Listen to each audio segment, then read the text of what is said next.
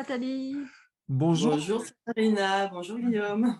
et merci d'avoir accepté de contribuer au congrès Vers l'amour conscient organisé par l'Université de l'amour. Je voudrais prendre quelques secondes ou une minute peut-être pour te présenter très rapidement et puis je compte sur toi pour que tu complètes ce que je vais dire et qui sera forcément incomplet. Euh, et en fait, euh, tu as démarré ta vie, ou tu as en tout cas passé une grande partie de ton enfance en Afrique, hein. Et puis ensuite, pour moi, il y a un trou.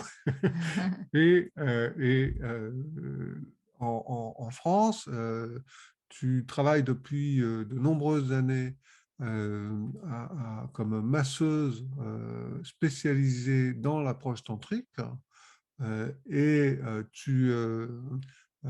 Tu donnes des stages alors, divers types de stages, des stages de massage tantrique, d'apprentissage de massage tantrique, d'enseignement de massage tantrique, et également des stages femmes dans le cadre des stages Tantra Homme et Tantra Femme co-animés avec Jacques Lucas, et également des stages de Tantra mixte co-animés avec Jacques Lucas, mais dont tu prends de plus en plus la responsabilité et de l'animation. Et puis, tu as écrit un livre absolument magnifique qui est à côté de nous et qui s'appelle Lâcher prise, il y a quelques années, un livre avec beaucoup de photos et de textes très inspirés. Et cette année, tu publies chez Erol un autre livre au titre que je trouve lui aussi magnifique, qui s'appelle Amour, Tantra et Sexualité, une voie d'épanouissement. Et là aussi, c'est un livre très inspiré. On va en parler un peu plus avant. Qu'est-ce que tu pourrais ajouter à cette présentation qui est très courte et lacunaire? En fait, effectivement, il y a déjà plusieurs vies. Cette vie en Afrique, euh, cette évacuation dans les événements politiques qui m'ont fait arriver en France à l'âge de 35 ans. Euh, et puis ce changement de vie en même temps, j'ai envie de dire, où je rencontre le massage tantrique, où je deviens masseuse tantrique. Je laisse ma carrière de chef d'entreprise multiple casquettes pour devenir masseuse tantrique et puis entamer un vrai cheminement personnel, parce que c'est tout d'abord ma voie, un chemin de construction, de connaissance de moi, de libération de mes carcans. Et en fait, c'est cette phrase qui claque à un moment, peu de temps après le décès de mon père et peu de temps avant d'être évacué d'Afrique, qui est: je ne suis pas une victime. Et où à ce moment-là, il y a une force qui se libère en moi, que je ne m'explique pas, mais en tout cas qui guide mes pas chaque jour pour me dépasser, pour aussi savoir me poser maintenant. J'ai gagné quand même beaucoup en tranquillité, en sagesse. Euh, et, et voilà, en fait. Après, je suis également professeur de Wu Tao. Hmm. C'est important pour moi de le dire parce que c'est un art corporel et une voie qui m'ont vraiment permis d'accéder à ma souveraineté intérieure. Euh, voilà, c'est très vaste, donc je ne vais pas rentrer dans les détails, mais c'est vraiment très important dans ma vie, ces 10 ans de pratique pour devenir professeur, même si ce n'était pas prémédité. Enfin, je ne savais pas que j'allais vouloir devenir prof de Wu Tao, mais en tout cas, c'est un art qui m'accompagne, y compris dans l'art de la transanalyse, qui est conjointe à la pratique pour moi, en tout cas, et qui m'a vraiment permis d'ouvrir ma conscience. Parce que finalement, souvent, je me définis comme une aventurière de la conscience, Hmm. euh, parce que c'est plus large que le mot tantra qui finalement est peut-être même à l'origine de tout, mais où, quand j'ai été étudier le taoïsme, où j'ai été étudier le chamanisme, où j'ai été étudier le tantrisme, finalement, je me dis que tout ça, c'est la même chose, c'est juste des intentions qui sont différentes dans la pratique. Et du coup, c'est un peu des cases, finalement. Mais si je reviens à l'origine du mot tantra, je pense que le tantra est présent avant tout finalement le reste, et c'est notre vraie nature. Et c'est comment retrouver notre vraie nature par cette voie qui propose un déconditionnement. Euh, voilà. Nathalie, ton livre, ton dernier livre, donc Amour, tantra et sexualité, une voie d'épanouissement. Est-ce que tu peux nous le présenter? Alors, c'est un partage intime. C'est un livre que j'ai écrit pendant le premier confinement, comme une direction que je choisis de donner à cette expérience. Au départ, on ne sait pas combien de temps ça va durer, mais je sais que je vais vivre l'abstinence de sexe, l'abstinence de toucher quelqu'un, l'abstinence d'être touché par quelqu'un. Je suis seule dans mon appartement parisien et je me dis waouh, ça va être une épreuve. Et je choisis d'en faire non une épreuve, mais une expérience. Et du coup, j'ai pratiqué tous les jours, j'ai étudié, je me suis honorée, que ce soit pour l'extase, mais aussi pour traverser les larmes. Ça a été une expérience mystique, en fait. Vraiment, j'ai vécu une vraie transcendance. Quand je suis sortie de ce confinement, d'ailleurs, je ne savais même pas si j'avais encore envie de masser. J'avais peur d'aller faire mon premier massage tantrique. J'avais peur même de sortir de mon appartement, mais pas peur de l'extérieur. C'est finalement qui je suis aujourd'hui. Et en fait, ce livre raconte ça finalement, cette transcendance où j'ai été puisée dans ma mémoire émotionnelle, sensorielle, amoureuse, des trans sexuelles, des rencontres sexuelles euh, que j'ai retranscrites et puis que j'ai ordonnées aussi avec des textes plus explicatifs. Mais toute la deuxième partie, en tout cas, c'est complètement puisé dans mon âme. Et voilà, je pense que c'est un livre qui est inspirant. Enfin, je l'espère en tout cas qu'il inspirera. Je pense que c'est une ordonnance à la morosité ambiante et que célibataire ou en couple, on peut y trouver euh,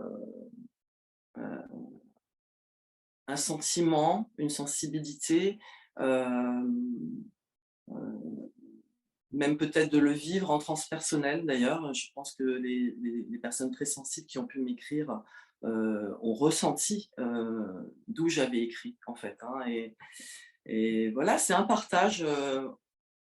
Il n'a pas d'autre objectif en fait.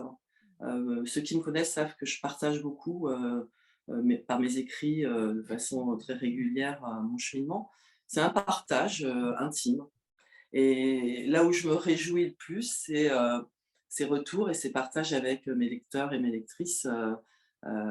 J'en ai reçu vraiment qui m'ont dit mais ouais, j'ai réussi finalement à partager depuis le cœur de mon ADN.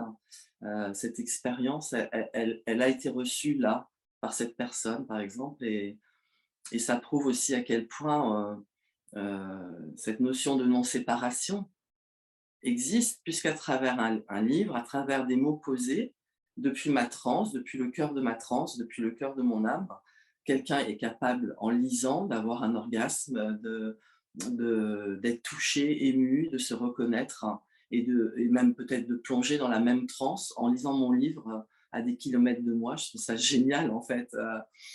C'est mon kiff. La forme du livre est vraiment originale. Il y a des passages très érotiques, il y a des passages très poétiques, c'est souvent les mêmes d'ailleurs. Et puis il y a des parties purement informatives.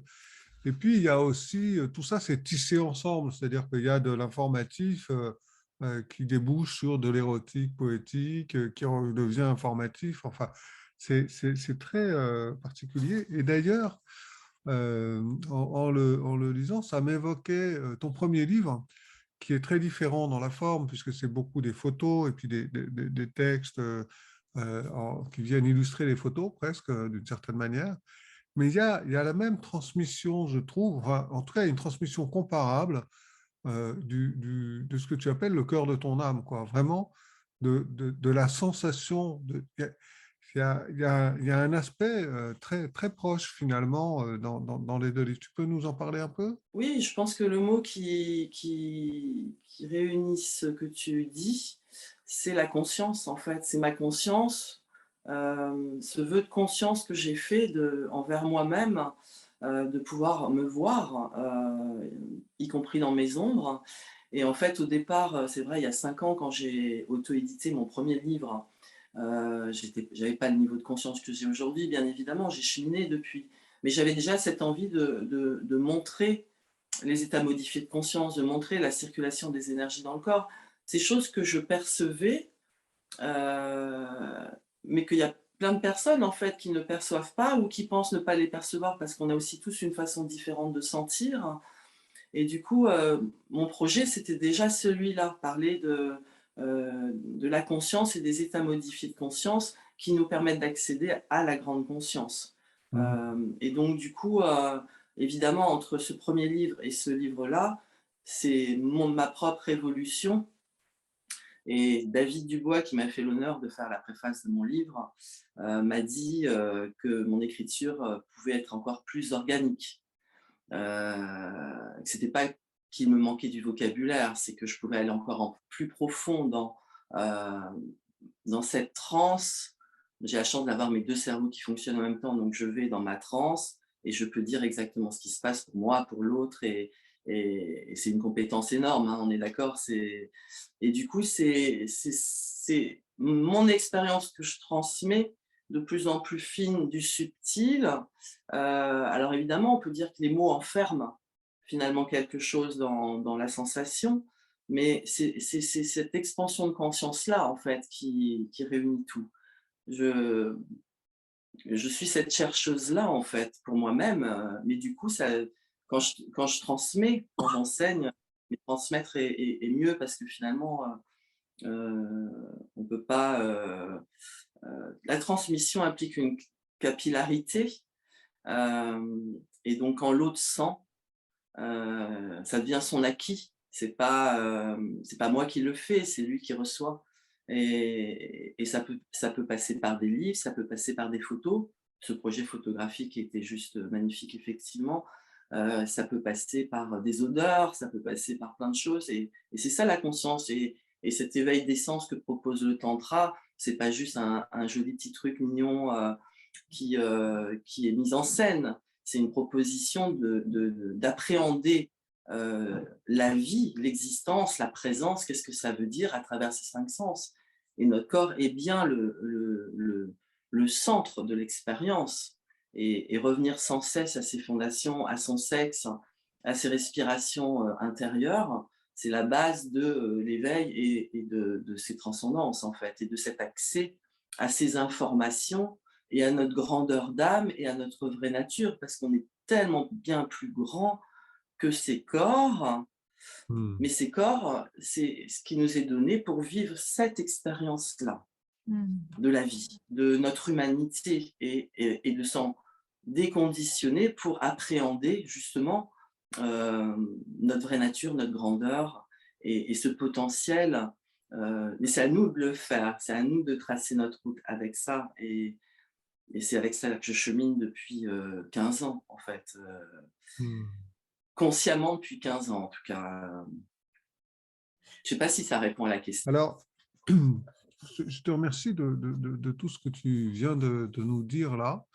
Et je voudrais juste donner aux auditeurs euh, un aperçu d'un passage de ton dernier livre.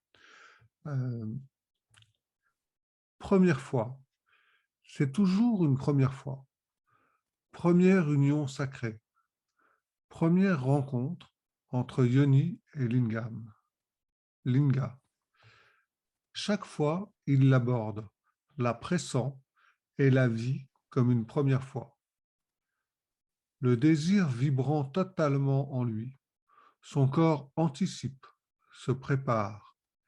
Il sent des tremblements dans ses fondations intimes. Son périnée se contracte quand il y pense. Dans son ventre se manifestent des spasmes plus ou moins forts. Ses cuisses et ses jambes sont profondément ancrées dans la terre. Son cœur se connecte à la paix, à la joie, à l'amour manifesté. Il se sent comme le marin qui va rentrer au port après un long voyage. Son sexe et son cœur sont connectés. Son lingam se gonfle, il a des érections, la zone de sa prostate vibre. ils se sentent en présence forte avec tout ce qui l'entoure, animal. Alors, c'est juste magnifique. Je C'est vais ça. commencer par te remercier, Guillaume, de me donner cette lecture. Toi, Shiva, parce que ça a évidemment animé ma Kundalini, je vibre et c'est très très bon de recevoir ces mots que j'ai écrits du il dans mon propre il et mon elle. Vraiment, je me sens honorée, je te remercie, ça me touche vraiment profondément. C'est la première fois que quelqu'un me lit un passage de mon livre et de cette transe si intime. Donc vraiment déjà, merci. Je trouve cette écriture euh, extrêmement personnelle, très originale, et qu'elle va vraiment au cœur, quoi, au cœur de l'émotion qui est retranscrite. Et Dieu sait si c'est difficile de retranscrire une émotion par l'écrit. Et en même temps, si on ne le fait pas par l'écrit, alors comment peut-on la communiquer? Merci et j'ai envie de dire aussi, parce que j'ai eu un petit échange comme ça avec un ami intime, qui me dit: «Comment peux-tu aussi bien écrire depuis le il?» Mhm. heu, donc du coup, je lui dis: «Ben, ça fait des années que je te dis que je ressens». Mais au-delà de ça, ce que je veux dire par là, c'est que ce il et ce elle, ce Shiva et cette Shakti, c'est aussi notre couple intérieur. Et donc il y a pour ceux qui auront ces perceptions subtiles en eux, de sentir que, il, c'est pas forcément l'autre, c'est aussi nous. Quand tu lis ces mots et que tu me fais vibrer, c'est moi qui vibre. Mhm. J'entends la voix d'un Shiva qui parle, depuis ce il, mais qui représente aussi, ma vibration à moi. Et donc là on est dans, la thématique sur le couple conscient. Là prend en fait vie dans cette perception énergétique de nos polarités et de ce qui se joue dans la relation, dans les relations. Comment mon couple, en fait, me fait rencontrer l'extérieur. Comment mon couple vient me faire nourrir mes relations, qu'elles soient amicales, amoureuses. Ça part toujours de moi. Je sais pas si c'est clair ce que je dis, en C'est fait. clair, C'est c'est que très clair. le il parle de toi, il parle aussi du masculin de Sabrina, de son masculin Mhm, intérieur. mhm, Et en mhm. tout cas, il y a plusieurs lectures, en fait. Oui, oui, c'est le mariage intérieur qui est un thème qui revient souvent dans les interventions de ce congrès, Mhm. la question du mariage intérieur et de la Mhm. complétude, yin et yang C'est à la ça. fois. Mm. Mhm. Oui, oui, tout à Mhm. fait. Et dans ton livre, tu parles beaucoup du couple intérieur aussi. Bah, pour moi, c'est fondamental, en fait, de s'interroger plutôt sur soi, de poser son regard plutôt sur soi, ses émotions, ses sensations, ce qui se vit, plutôt que de le poser sur l'extérieur et toujours voir que l'action, en fait, c'est l'autre qui l'amène, alors que ce qui est intéressant, c'est de voir, qu'est-ce que moi ça me fait vivre et Mhm. de placer toujours le jeu dans la communication. Enfin là, il y a tout un tas de démarches qui offrent ce positionnement. Mais pour moi, la conscience, c'est ça, c'est moi, ma présence au monde, ma présence dans la relation.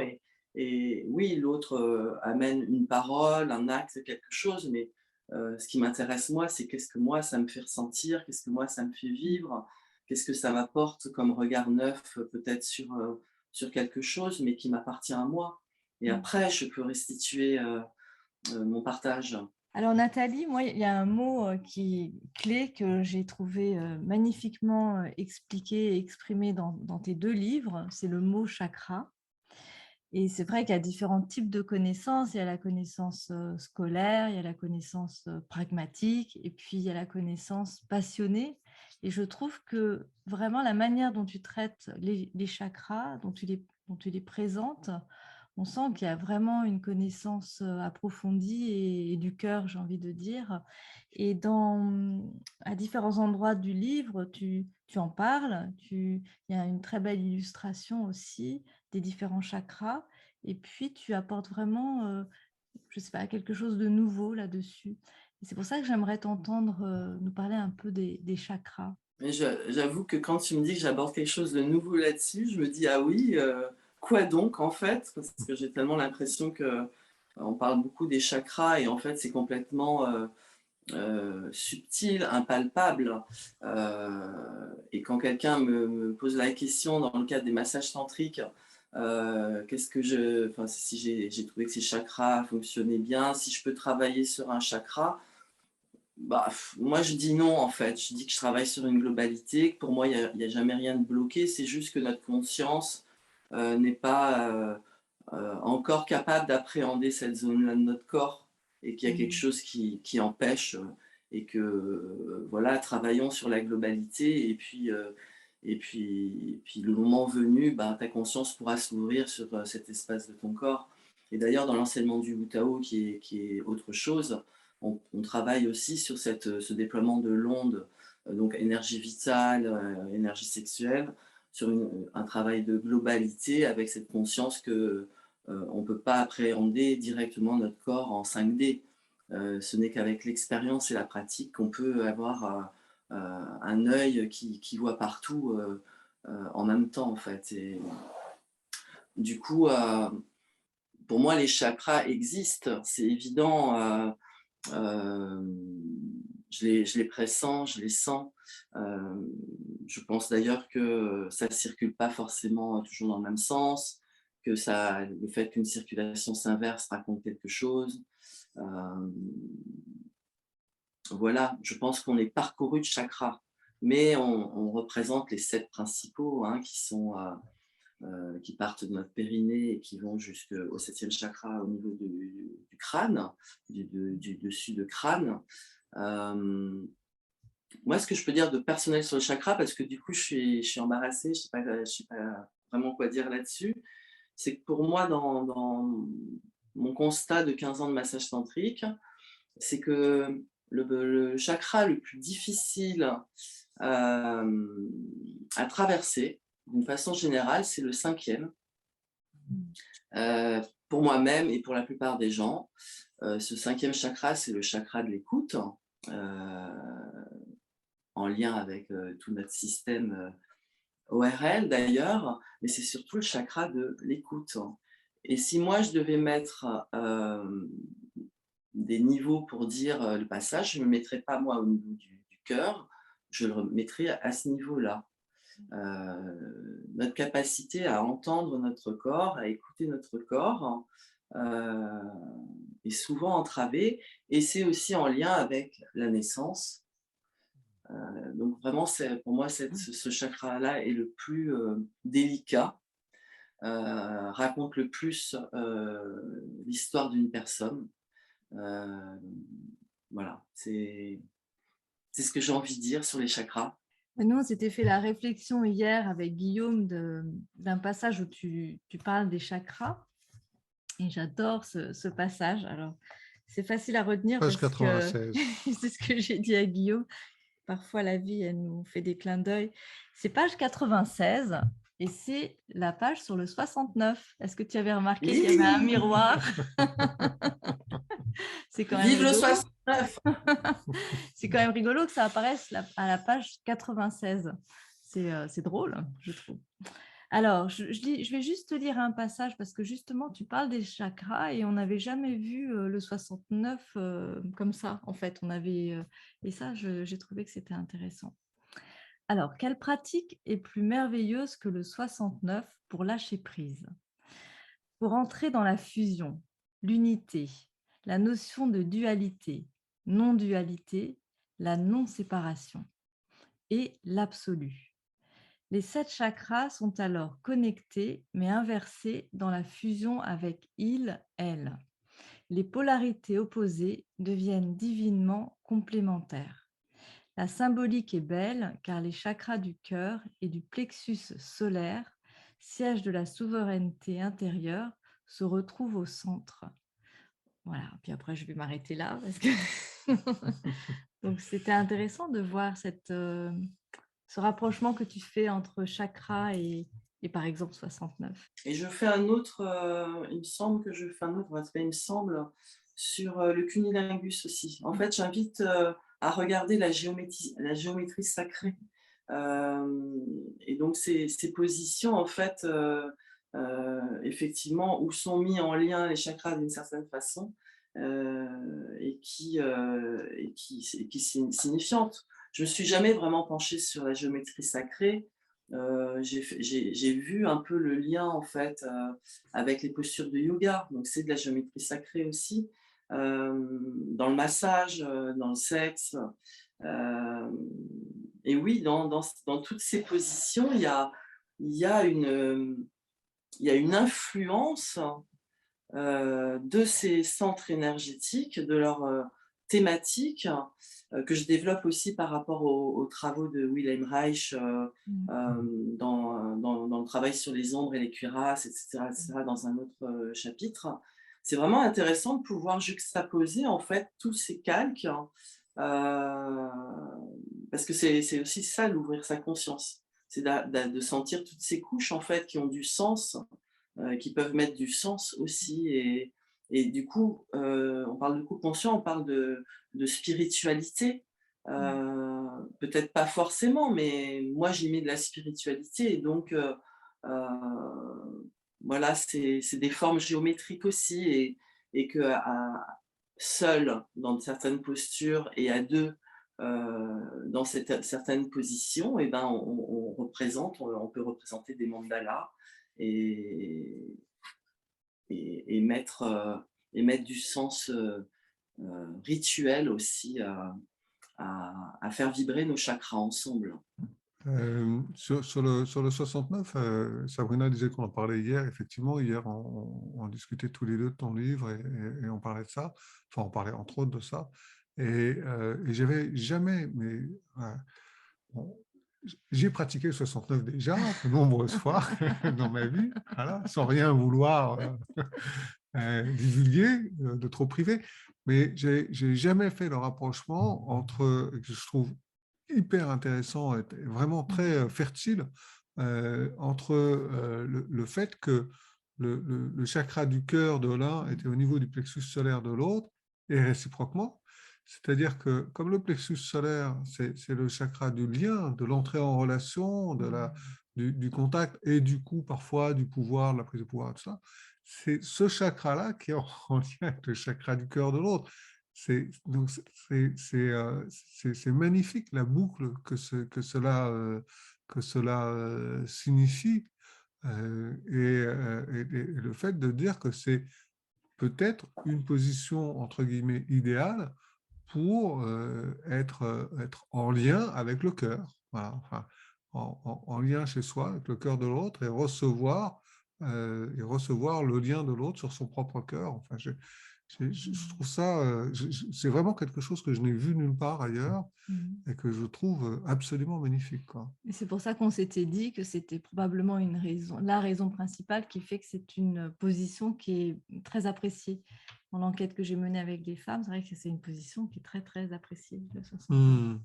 C'est une position qu'on peut tenir pendant longtemps. Oui, et moi je vois cette dissolution possible de mon âme, de mon ego. Je peux plonger à ce moment-là dans ce va-et-vient entre ma conscience, d'abord de moi avec le lingam, de la bouche sur ma yoni, faire des allers-retours à un moment. Et puis à un moment, je peux aussi plonger dans cette dissolution, dans mes sensations, là où je vais écrire, par exemple, plus tard, un jour, et, et juste être, en fait. Et en fait, ce que je voulais dire aussi, tout ça m'est venu aussi de l'observation dans les massages tantriques. Ça veut dire ce moment où je suis assise à la tête de la personne qui est allongée sur le dos, et que je viens et que je peux poser mon front sur le sacrum, mes mains sur les mains, et que mon cœur est au-dessus du plexus, et que mon, mon cœur est au-dessus du plexus, et mon plexus est au-dessus du cœur, et la personne a la tête au niveau de mon deuxième chakra, sans que je sois allongée dessus, hein. Je précise que je suis jamais en contact physique à part au niveau des mains. Mais en fait, c'est cette observation dans mes propres sensations, ce moment où je sens que je dis bonjour à la Kundalini de l'autre. Et en même temps, je suis connectée avec son cœur, je sens ce qui se passe. Est-ce qu'il reçoit? Est-ce qu'il donne? Est-ce qu'il a déjà envie de communiquer? Est-ce que le partage est déjà établi? Ce moment où je prends la température de tout ce qui est.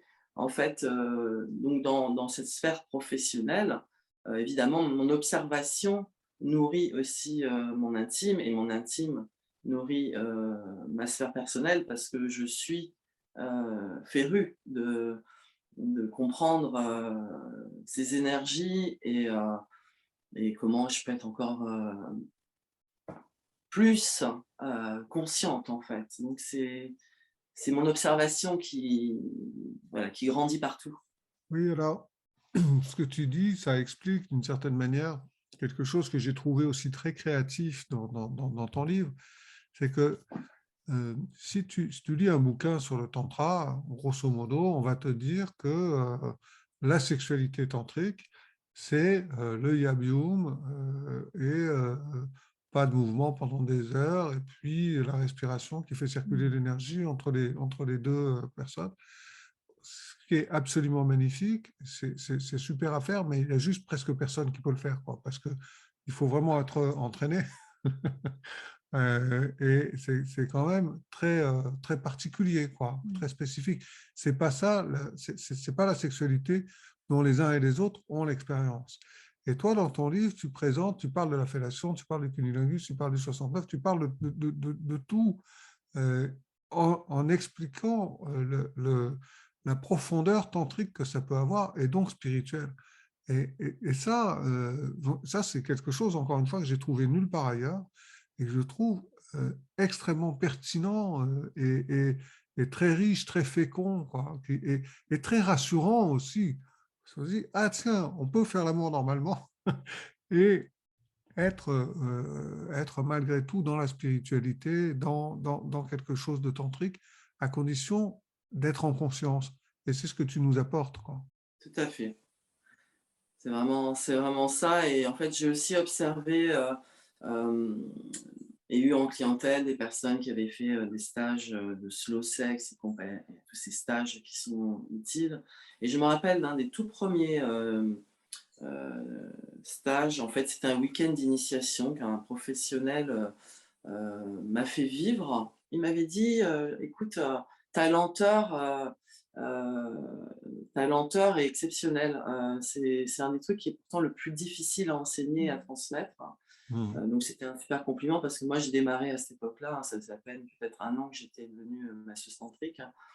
Et je comprends qu'il faille commencer par enseigner aux personnes qui ont envie de vivre quelque chose de plus plein dans leur sexualité, dans leur vie de façon large.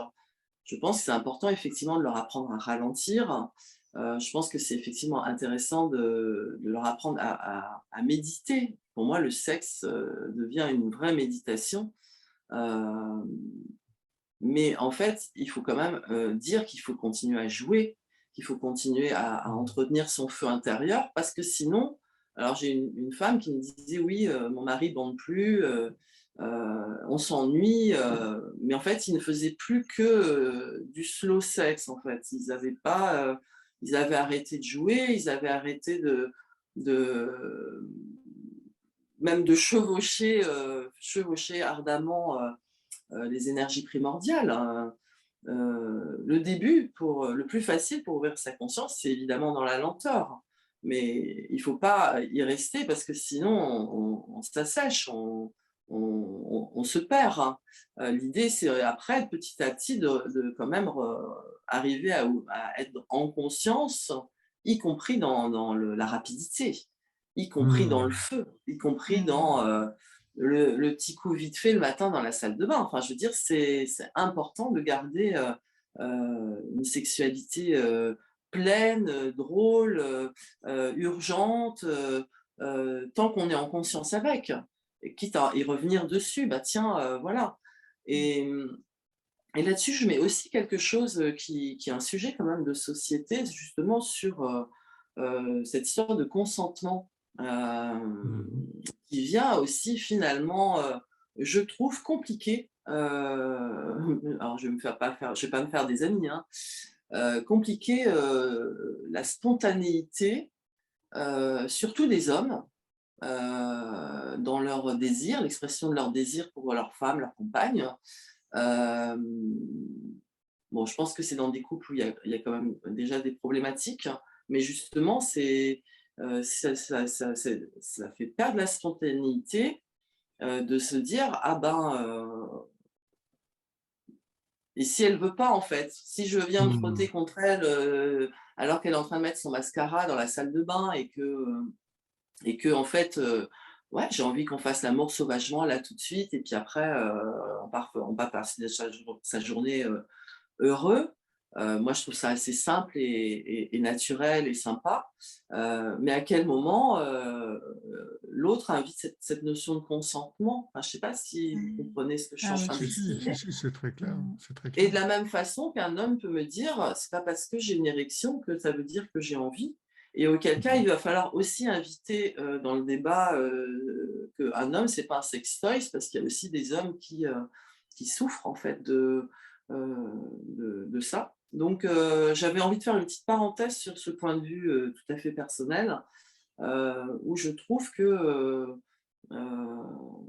c'est important d'avoir une saine communication autour de la sexualité pour justement que ça résonne d'un oui a posteriori et que si jamais c'est pas le moment, bah c'est pas le moment, bah non, c'est pas le moment, j'ai pas envie maintenant, mais que ça invite pas ce truc de oui, tu m'as pas demandé mon consentement, etc. Ça, parce que, enfin, je veux dire, comment peut-il y avoir de la spontanéité dans une salle de bain le matin quand j'ai envie de faire l'amour avec toi et Mm. que je dois prendre la peine de te demander d'abord ton consentement avant de commencer à engager corporellement mon corps à venir mettre mon bassin contre le tien et vivre l'instant présent et te laisser la place évidemment de dire bah non, j'ai pas envie maintenant. Mais tu vois, enfin, ce process-là de demande d'autorisation qui s'invite vraiment beaucoup, en fait, dans le couple. Moi, je suis pas certaine que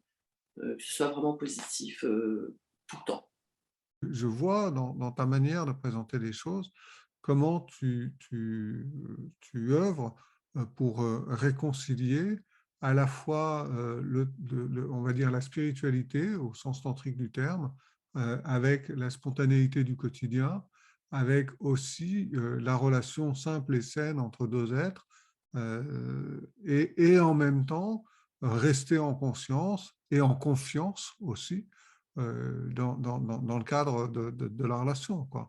Et c'est intéressant de voir que tous ces sujets qui sont habituellement présentés comme très séparés les uns des autres, d'un côté, il y a la spiritualité, de l'autre côté, il y a la sexualité simple à base de quickie, ça, c'est pas vraiment la sexualité, et puis c'est pas du tout de la spiritualité, etc. Toi, tu arrives à réunir l'ensemble et à donner une cohérence à tout ça. Bah, merci. Enfin, c'est aussi de l'observation énergétique à travers toutes les personnes qui me font confiance et qui viennent me rencontrer pour du massage tantrique ou des coachings autour du corps.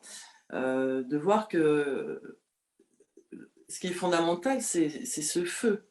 Euh, Prendre conscience de son feu intérieur, être autonome par rapport à ce feu intérieur, dans le sens aussi de s'en occuper, d'en prendre soin. Et donc ça, c'est à charge à chacun de prendre soin de son feu intérieur, donc son potentiel énergétique sexuel, pour le mettre au service de faire un repas, pour le mettre au service d'écrire un bouquin, pour le mettre au service d'aller animer une réunion avec une humanité managériale chouette. Enfin, je veux dire, ce feu intérieur, c'est notre présence au monde. Et donc, ma mission, c'est de prendre conscience de mon feu intérieur, comment il fonctionne. Et c'est pas en y mettant un cadre, oui, mais en y mettant du coup des obstacles dans son expression que on règle les problèmes en fait. Et du coup, c'est ouais, comment je fais pour, pour être conscient de comment il me sert en fait, comment c'est ma puissance, comment c'est mon pouvoir intérieur, comment c'est mon guérisseur intérieur, comment c'est cette énergie-là qui mue mon existence en fait. Et du coup, oui, il faut en prendre soin. Il faut en prendre soin et c'est pas en s'excusant qu'il existe quand on en a trop. C'est pas en s'excusant qu'il n'existe pas, qu'on n'en a pas assez, qu'on règle le truc. C'est en disant, bon, ok, comment je fais avec ce trop ou avec ce pas assez. Comment je m'autonomise par rapport à lui et du coup que je crée des partages pleins et authentiques et sains.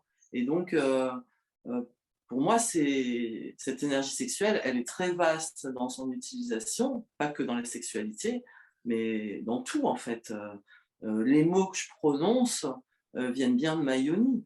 Mais cette connexion entre ma terre, mon ciel, vibration entre mon sexe, mon cœur et mon esprit. Ça va à 3000 là-haut, j'ai 50 000 trucs à dire, j'essaie de rester canalisée dans qu'est-ce que je suis en train de répondre comme question, quel message j'ai envie de faire passer aussi. C'est ouais, prendre soin de soi, cette curiosité, cette connaissance de soi, pour pas rentrer dans d'autres complexités qui sont complètement inutiles. Le couple conscient, c'est pas le conte des mille et une nuits qui s'invite tout d'un coup dans ton existence. On sait bien que la relation amoureuse, elle est super pendant quelques années, et puis à un moment, il faut quand même être conscient du privilège qu'on a d'avoir l'autre à ses côtés. Si on perd ça de vue, ben, ça commence à devenir beaucoup moins sympathique. Et tout ça, c'est notre feu, hein, c'est notre conscience. Notre feu intérieur, hein, c'est notre conscience euh, qui se, qui se met à s'ouvrir, en fait. Mais ça part de soi. Ça part toujours de soi. Est-ce que tu pourrais nous parler du Yabium? Oui. Alors, c'est d'abord pour moi, et ça j'aime bien parce que je dis toujours que le tantra, c'est une voie personnelle, euh, c'est une voie de connaissance de soi, et donc je dis toujours que cette magnifique représentation qui circule beaucoup, c'est d'abord la représentation de l'harmonie de notre Shiva et de notre Shakti intérieur. C'est la parfaite représentation de notre couple intérieur, yin-yang, polarité masculine et féminine, et charge à nous, effectivement, de pouvoir regarder où on peut harmoniser, où on peut avancer avec soi. Après, ça devient une pratique qu'on propose dans les stages. Euh, et pour moi, elle n'est pas uniquement pratiquée dans un couple. Euh, Elle se fait habiller et elle peut se faire nue aussi, mais nue, c'est plus embarrassant par rapport à l'éventuelle érection et accident de pénétration qui n'était pas voulu. Mais voilà, du coup, nue, c'est bien peut-être de poser un tissu ou un coussin entre. C'est une très belle pratique qui met en reliance, donc c'est nos couples intérieurs, et qui, avec cette respiration, qui est un peu technique et qui commence par l'apprentissage de la flûte, que vous trouverez dans mon livre d'ailleurs, euh, cette respiration qui fait qu'on finit par lâcher le mental et donc la technique pour entrer dans cette alchimie énergétique, et qui fait qu'on monte et qui nous fait vivre euh, la vague qui est comme cette pulsation qui naît dans mon ventre et qui fait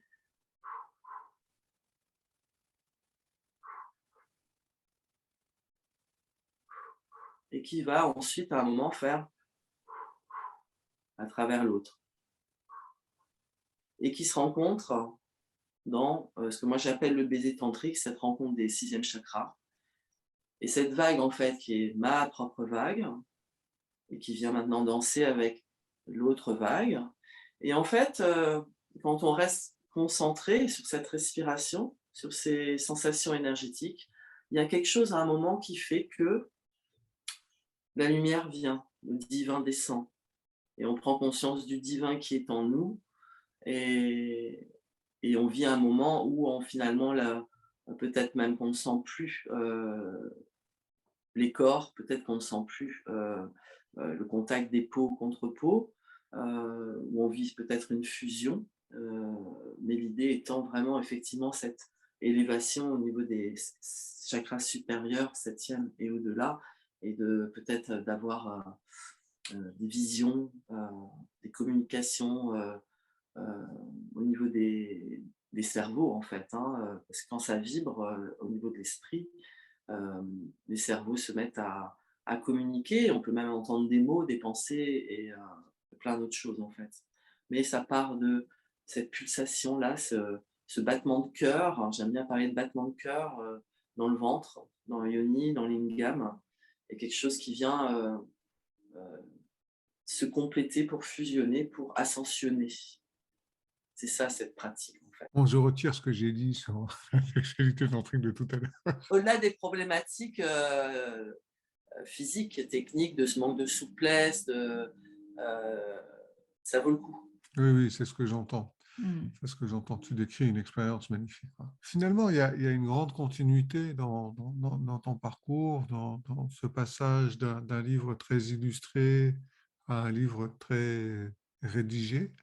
Euh, et, euh, euh, et dans ta réflexion aussi sur justement cette manière de relier la sexualité du quotidien avec ce qu'on appelle habituellement la sexualité sacrée. Et tu viens là de nous parler de la vague, du yabium, et de nous décrire les effets que ça pouvait avoir. Euh, Finalement, tu dirais quoi au sujet de la sexualité sacrée?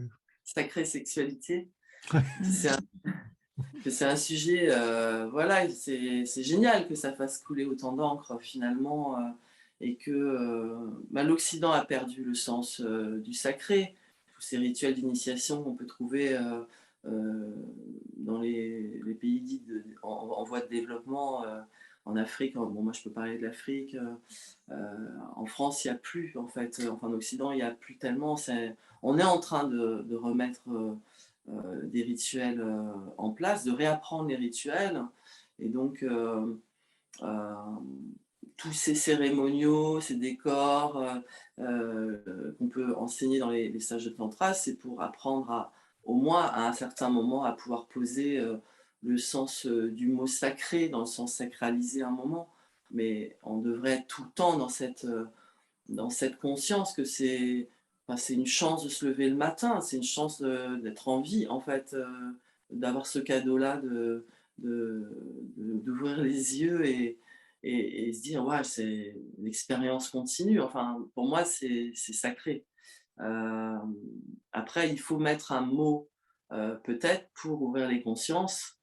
Et entre autres, il y a du boulot dans la sexualité qui est quand même énorme. Je veux dire, c'est vrai que ce serait vraiment chouette que ça puisse s'apprendre, en fait, ça puisse s'enseigner, parce que il y a vraiment un manque de curiosité, qui est, ou de peur, qui font que les gens, en fait, n'osent pas, alors qu'ils peuvent en avoir envie. Euh, mais la sexualité, c'est un art, hein.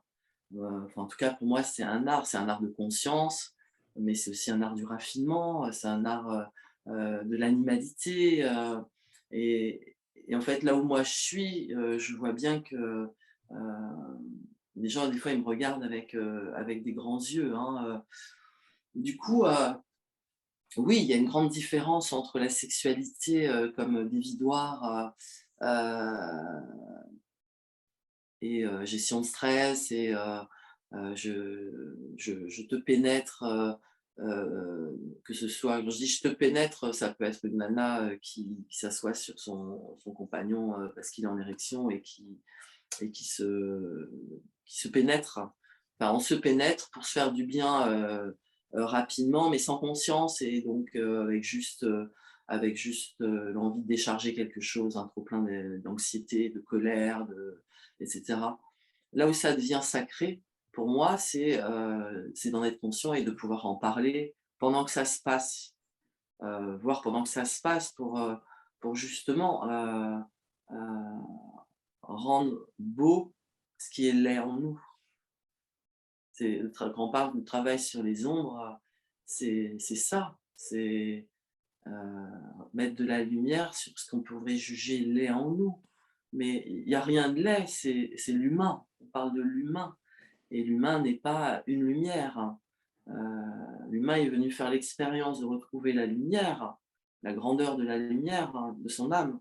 Mais pour cela, il faut se réjouir d'être vivant. Et être vivant, c'est pouvoir reconnaître toutes ces pensées moches qu'on peut avoir, et y compris d'être banal et d'avoir juste envie de faire l'amour, baiser 5 minutes pour dire fuck the world. Voilà. Et Dieu merci, je t'ai-toi pour pouvoir le vivre en conscience et dans l'amour. Ça vient de la sexualité sacrée. C'est mon opinion. Tu sais que Sermona et moi, on travaille beaucoup sur la sexualité, on communique là-dessus, enfin voilà, on fait ce congrès. Et je suis très très touché par cette façon que tu as de mettre le sacré euh, à la portée de tous, quoi. Ouais, c'est vraiment ça, quoi, de pouvoir faire partager à tout un chacun qu'en fait, qu'il le veuille ou non, il est déjà dans le sacré et qu'il suffit de très peu de choses pour le toucher. Je me donne l'occasion de le dire, mais le tantra, c'est ça. Si je ne le disais pas, c'est que je n'aurais pas suffisamment compris ce qu'est le tantra. C'est une acceptation profonde de notre humanité. Et voilà, c'est la déculpabilisation. Le tantra, on dit souvent, c'est une voie de déconditionnement de nos tabous, de nos pensées limitantes, de notre carcan, de qui je suis loin de ce qu'on me fait porter, ce que la société me fait porter pour être aimé, ce que ma famille m'a demandé d'être pour me faire aimer. À quel moment je peux enlever tous ces masques pour sentir qui je suis moi-même, et comment y arriver si on n'accepte pas de voir qui on est. Et ça prend du temps. Et plus on va là-haut, et plus on peut aller voir en bas. Je me rappelle ce moment, ma première montée de Kundalini dans un groupe où je prends conscience du mal que j'ai fait aux gens que j'aime. J'ai mis 1 semaine, je tremblais de tout mon corps, je pleurais, j'étais devant ce miroir et je voulais pas me voir déjà. Et puis petit à petit, soutenue par ce groupe, j'y suis allée et je tremblais, je pleurais. Je me rappelle dans la dernière ronde, je me dis ouais, mais comment maintenant je fais pour exister avec ça? Comment je fais pour exister avec la conscience que je viens de porter sur ma propre action? Voilà, et plus ça va, et plus je peux aller regarder le puant en moi, parce que je m'aime, y compris là-dedans, et ce n'est que comme ça que je peux. Heu et donc le tantra, c'est ça pour moi, c'est accepter qui l'on est, aller au tréfonds de nos bassins pour regarder et respirer et dire oui à la lumière. Mais on ne peut pas dire oui à la lumière avec un mouchoir sur la vérité de notre être, hein. Même le plus mesquin, même le plus radin, ou je sais pas quel mot, même le plus heu, désireux, jaloux, enfin des petites choses simples, enfin c'est pour moi vraiment fondamental en fait. Et nous sommes des animaux et on a envie de niquer, et on peut se canaliser dans cette animalité, et là oui, cette canalisation, elle va nous emmener à connaître ce divin, cette porte vers le divin, mais c'est pas en la refusant, c'est en la regardant, et c'est en la vivant, et c'est en mettant de la conscience, et que petit à petit, ben, ça devient beau en fait, ça devient beau. Ça devient un beau feu, quoi. Et c'est bon. Oui, il ne faut pas oublier de le dire quand même, c'est bon. C'est bon. Ouais. Alors, Ah, super. je trouve qu'on te Super. reconnaît bien, là, Nathalie, dans cette dernière réponse. Ah ouais, Je c'est précise juste que j'ai fait un stage avec Nathalie, un stage de femme il y a quelques années, voilà. Et je te reconnais bien là. Hmm. Superbe. Bon, Bon, formidable. Nathalie, tu as prévu un atelier sur la respiration. Est-ce que tu peux Oui. nous en dire juste quelques mots? Juste pour, Oui, je pense que je vais vous emmener dans une méditation à travers les chakras et la respiration pour sentir le lien entre l'énergie et le souffle et comment justement, comme j'en parle dans mon livre, ça peut être un outil de transe, de rentrer en contact avec l'autre, de rentrer d'abord en contact avec soi et voilà, une petite balade dans mon univers. Ok, super, superbe. super, super. Bon, et puis tu nous as dit aussi que tu prévoyais de donner comme cadeau aux gens qui achetaient le coffret des exemplaires de ton ouvrage, c'est ça? Du dernier, C'est ça, non, du dernier ouvrage, Le hein, ouais, dernier. le tout dernier. tout Ok, à fait. Super, bah merci merci de beaucoup. toute ta générosité et de cette merveilleuse conférence que tu nous as offerte. Et moi, je vous remercie aussi, du coup, publiquement. Donc, on s'est rencontrés il y a 10 ans Hmm, et je suis extrêmement touchée de vous voir là en face de moi, rayonnant, hmm. créateur. Je suis hyper touchée de voir votre cheminement. Euh, Moi qui suis si attachée à la justesse, je vois beaucoup de justesse dans vos démarches et voilà, je suis ravie de participer à votre création. Hmm. Merci Merci Nathalie. Nathalie. غيركم